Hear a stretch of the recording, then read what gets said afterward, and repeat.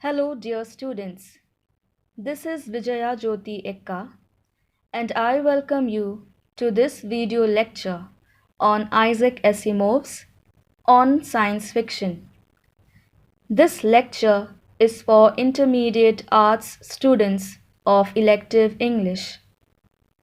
This lecture has two parts. In the first part, I will give you a short introduction to the essayist, and in the second part, I will give you the summary of the essay. Isaac Asimov was a well-known essayist of English literature. He was a Russian-born American author and a biochemist.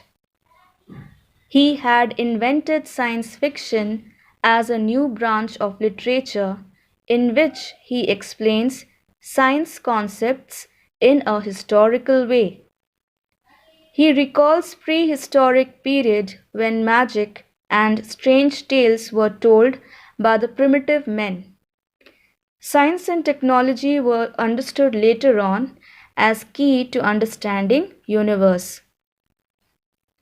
In the first part of the essay, Asimov places science fiction literature in the context of pre-scientific universe. What is pre-scientific universe? It basically means before science. Before science had come into existence, and the kind of literature that was told or written before science became a branch of study.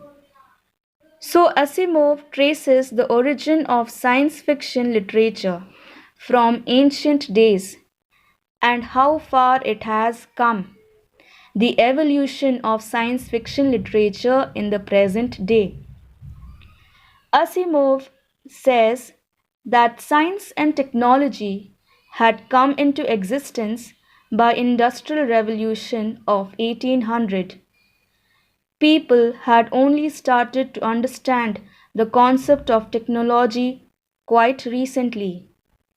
It means that science fiction as a literature is new. Asimov traces the journey and origin of science and science fiction. In his essay, he argues for the mythological stories that were told in ancient days. People in the earlier days believed that the universe was controlled by gods and demons or superpowers. People then did not know about the laws of the nature or universe and science. He compares the pre-scientific literature to that of the modern day science fiction. He considers the examples of swords and sorcery as an equivalent to science fiction. He explains that people of the ancient time believed in that universe was controlled by gods and demons who were short-tempered and that they must be constantly appeased. They put their faith in superhuman powers or on demigods, or sometimes they were pictured as super animals or super combination of animals. In pre-scientific times, there were priests and wizards who are now replaced by scientists, economists, sociologists, and meteorologists. The ancient myths and legends are full of stories of human beings with supernormal powers, legendary heroes, flying carpets, winged horses, monsters of legends like man horse called centaur, woman lion called sphinx, snake woman called gorgon, etc. Even modern day science fiction have strange creatures like extraterrestrials or aliens. The stories told in the past and the stories written in the present, they follow the same principle, which is to depict life unknown to man. and to fulfill the emotional need and to satisfy the longing for wonder. In part 2 of the essay, Asimov relates science fiction to other fields of writing. He says that the field of science fiction is vast. Asimov especially tries to combine science fiction into mystery stories. But according to John Campbell, science fiction and mystery have different domains.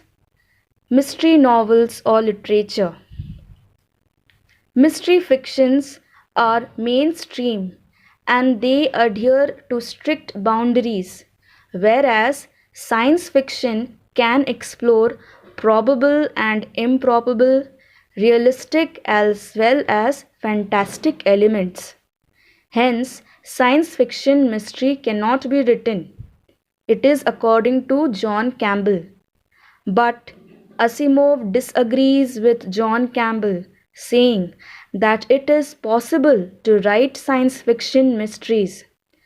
And to do that, the writer must have complete knowledge of science related events. The writer must explain the boundaries and conditions of the society he has portrayed in his novel. This way, the reader will be able to understand the mind of the character and the author and be aware of every clue that is thrown in the investigation. Asimov has clearly laid down the drawbacks and the pitfalls of writing science fiction mysteries in one of his anthologies called The 13 Crimes of Science Fiction. That is all on this essay. I hope this lecture will help in better understanding of the essay. Thank you.